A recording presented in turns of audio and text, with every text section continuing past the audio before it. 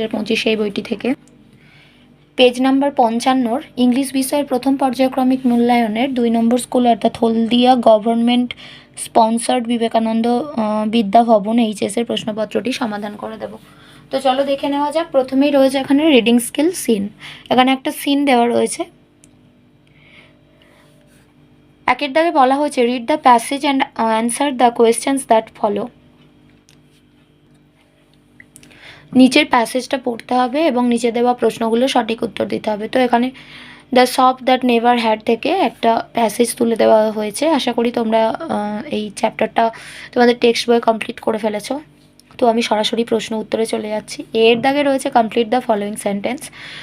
নিচের বাক্যগুলোকে সম্পূর্ণ করো with information from the text. উপরে যে টেক্সটটা দেওয়া রয়েছে সেই টেক্সট থেকে তথ্য নিয়ে এই শূন্যস্থানগুলো পূরণ করতে হবে। ফার্স্ট আগের দাগে রয়েছে to the narrator the action of the shopman was. লেখকের কাছে দোকানদারের যে কাজকর্মগুলো সেগুলো ছিল আনএক্সপেক্টেড, মানে হলো অপ্রত্যাশিত। The trick of the shopman was seen at.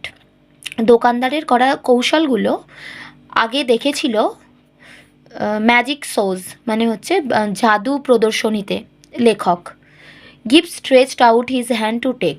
Give তার হাতটাকে বাড়িয়ে দিয়েছিল নেওয়ার জন্য দ্য গ্লাস বল, কাঁচের বলগুলোকে নেওয়ার জন্য।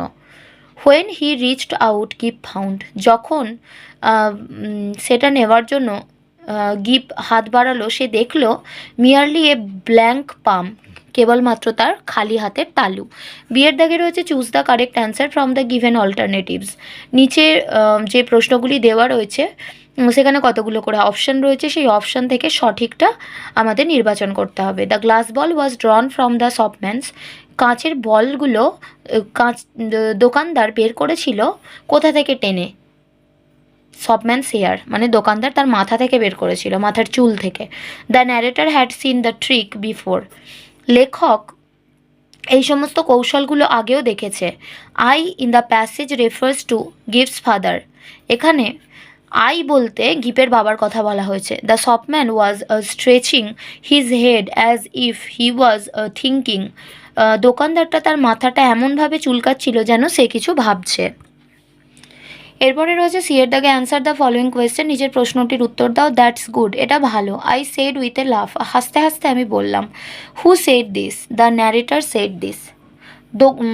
লেখক এখানে এই কথাটি বলেছিল। What was good? কী ভালো ছিল? The trick shown by the shopman was good, অর্থাৎ দোকানদার যে কৌশলটা দেখিয়েছিল সেটাই ভালো ছিল। Grammar and vocabulary.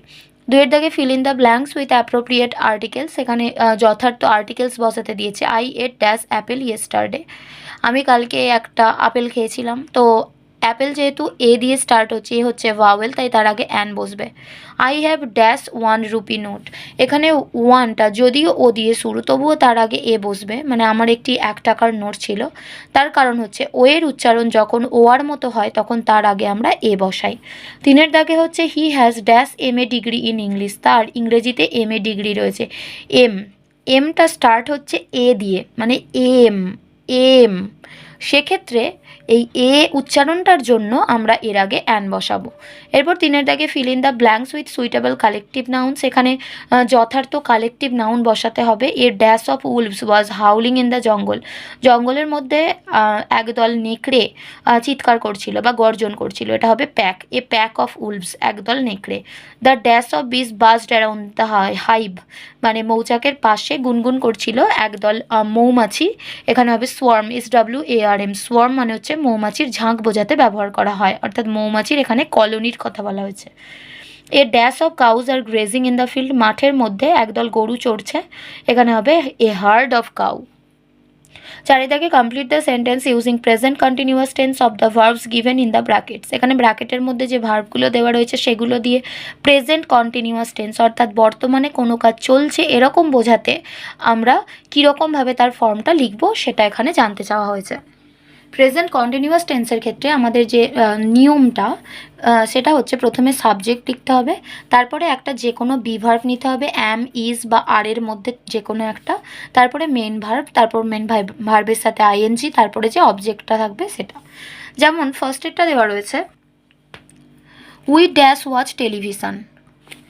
তাহলে এখানে হবে উই যেহেতু প্লুরাল তার সাথে বসবে আর, বি ভার্বের মধ্যে আর বসলো, তারপর ওয়াচ ভার্বের সাথে আইএনজি হয়ে watching television. We are watching television, আমরা টেলিভিশন দেখছি। পরে সেকেন্ডটায় রয়েছে the boy dash hit the dog. The boy এটা যেহেতু সিঙ্গুলার তাই ইজ বসছে, হিটিং দ্য ডগ। নেক্সট হচ্ছে the teacher dash teach in the classroom. The teacher is teaching in the classroom.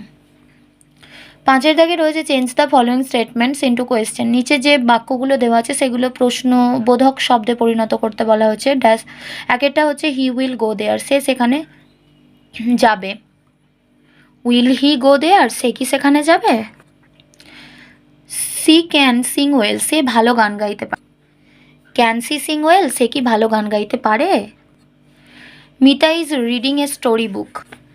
Is Mita reading a story book, সব ক্ষেত্রেই দেখো ভার্বটা সামনে বসেছে। মেন মানে অক্সিলিয়ারি ভার্ব, এখানে যে সাহায্যকারী ক্রিয়াটা সেটা প্রতি ক্ষেত্রে আমরা সামনে বসিয়েছি। তারপর আমরা কি বসিয়েছি? সাবজেক্ট অর্থাৎ নাউন বা প্রোনাউন যেটা থাকছে সেটা বসাচ্ছি, তারপরে মেন ভার্ব, তারপরে বাক্যের বাকি অংশটাকে আমরা বসিয়েছি। এইভাবেই প্রশ্ন তৈরি করতে হয়।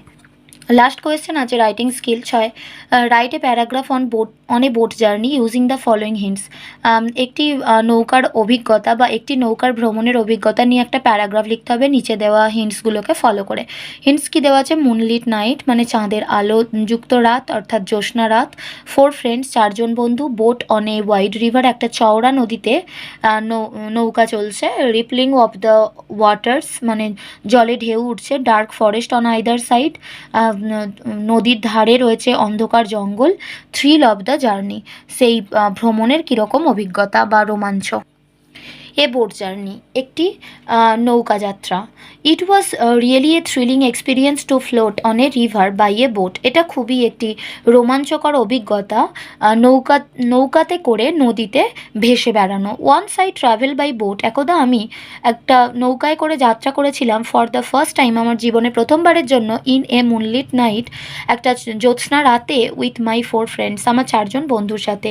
We went to visit Belur Math by boat through the Ganga river, আমরা বেলুর মঠে যাচ্ছিলাম নৌকায় চড়ে গঙ্গা নদী দিয়ে।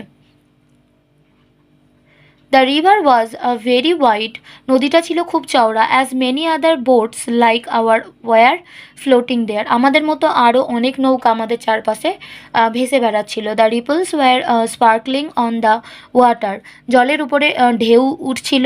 দেয়ার were dark forest on either side of the river, সেই নদীর ধারে অন্ধকার জঙ্গল ছিল। দ্য সাউন্ড অফ ক্রিকেটস মানে ঝিঝি পোকার শব্দ, অ্যান্ড জ্যাকলস এবং খ্যাঁকশিয়ালের ডাক, could be heard from the forest, সেই জঙ্গল থেকে শুনতে পাওয়া যাচ্ছিল। The moonlight filled the surroundings, চাঁদের আলোয় চারিপাশ ভরেছিল। I was remember that day always, সেই দিনটা বা সেই রাতের অভিজ্ঞতাটা আমি সারা জীবন মনে রাখবো। আজ এই পর্যন্ত। ভিডিওটি ভালো লাগলে অবশ্যই একটা লাইক দিও, আর পড়াশুনো সংক্রান্ত এরকম আরও ভিডিও পেতে আমাদের চ্যানেলটি সাবস্ক্রাইব করে পাশে থাকা বেল আইকনটি প্রেস করার বন্ধুদের সাথে শেয়ার করো।